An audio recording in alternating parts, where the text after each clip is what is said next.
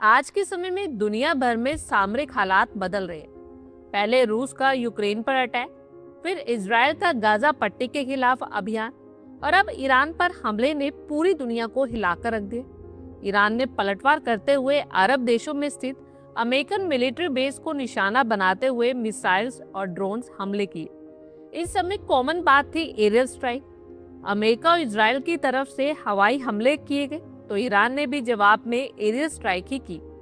Operation सिंदूर के दौरान जिस ब्रह्मोस सुपरसोनिक क्रूज मिसाइल ने पिछले साल पाकिस्तान में तबाही मचाई थी, भारत अब उसी ब्रह्मोस मिसाइल की रेंज को 800 किलोमीटर करने पर तेजी से काम कर रहा है। उम्मीद है कि ब्रह्मोस का नया वेरिएंट साल 2030 से पहले एयरफोर्स और नेवी की फ्लीट में शामिल हो जाएगा। नए वेरिएंट को ब्रह्मोस ए 800 किलोमीटर वेरिएंट का नाम दिया गया है। बता दें कि ऑपरेशन सिंदूर के दौरान 290 किलोमीटर तक मार करने में सक्षम ब्रह्मोस मिसाइल का इस्तेमाल किया गया था। इसे Su-30 MKI फाइटर जेट से लॉन्च किया गया था। अब 800 किलोमीटर रेंज वाली ब्रह्मोस मिसाइल के बेड़े में शामिल होने से लाहौर, कराची, इस्लामाबाद और रावलपिंडी जैसे बड़े शहरों को घर बैठे ही तबाह किया जा सकता है। साउथ ईस्ट चाइना के कई हिस्से भी ब्रह्मोस की नए वेरिएंट की रेंज में आ जाएंगे।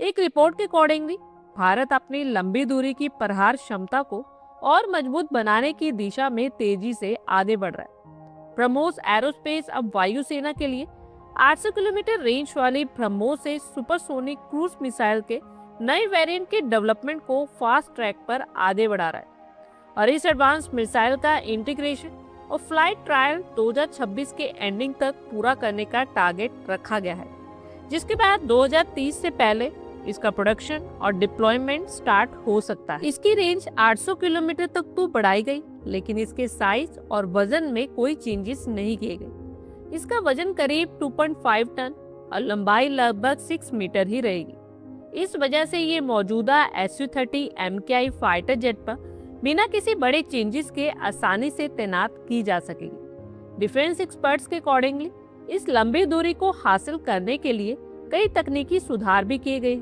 इनमें हाई एनर्जी वाले स्वदेशी fuel, better air intake design और लाइट कंपोजिट एयरफ्रेम सेक्शन का इस्तेमाल शामिल है।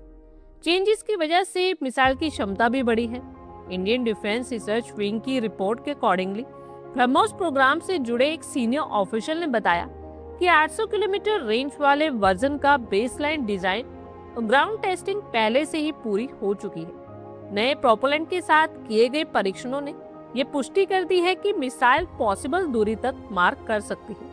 अब नेक्स्ट लेवल Su-30 MKI से लाइव सेपरेशन और बूस्ट फेस ट्रायल का होगा, जिसे 2026 के अंत तक करने की प्लानिंग है।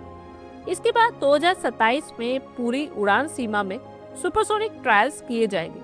अगर एक Su-30 MKI Indian air space में ही घूम रहा हो तो तब भी वो लगभग 800 किलोमीटर दूर स्थित दुश्मन के रणनीतिक ठिकानों को निशाना बना सकेगा। डिफेंस एक्सपर्ट्स का तो ये भी कहना है कि जब इस मिसाइल को भारतीय वायुसेना के एयरबोर्न अर्ली वार्निंग सिस्टम के साथ जोड़ा जाएगा तो इसका ऑपरेशन दायरा और भी बढ़ जाएगा। इससे टारगेट की पहचान, ट्रैकिंग और एक्यूरेट हिट की क्षमता में सुधार होगा।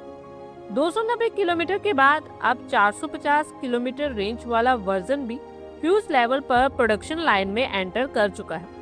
इस समय 450 किलोमीटर रेंज वाले ब्रह्मोस ए का उत्पादन हैदराबाद स्थित न्यू ब्रह्मोस इंटीग्रेशन कॉम्प्लेक्स में स्टार्ट हो चुका है। 800 किलोमीटर रेंज वाले वर्जन को कैबिनेट कमेटी ऑन सिक्योरिटी ने नेशनल प्रायोरिटी का दर्जा दिया। 2028 से 29 के आसपास इसका सीरियल प्रोडक्शन स्टार्ट हो सकता है। स्टार्टिंग बैच भारतीय वायुसेना को दिए जाएंगे, जबकि कुछ मित्र देशों ने भी इस एक्सटेंडेड रेंज वाली ब्रह्मोस मिसाइल में रुचि दिखाई और लंबी दूरी, सुपरसोनिक स्पीड और हाई एक्यूरेसी के कॉम्बिनेशन के साथ ये मिसाइल फ्यूचर में भारत की रणनीतिक प्रतिरोध क्षमता का एक मेन पिलर बनने की राह पर है। आप लोगों की क्या कुछ राय है, कमेंट बॉक्स में शेयर करें। आई होप आपको हमारी ये वीडियो अच्छी लगी होगी और आगे भी इसी तरह के अपडेट्स के लिए हमारे चैनल को जरूर सब्सक्राइब करें। धन्यवाद।